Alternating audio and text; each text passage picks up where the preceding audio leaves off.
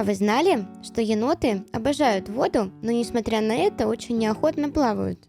В дикой природе еноты стараются селиться близ водоемов.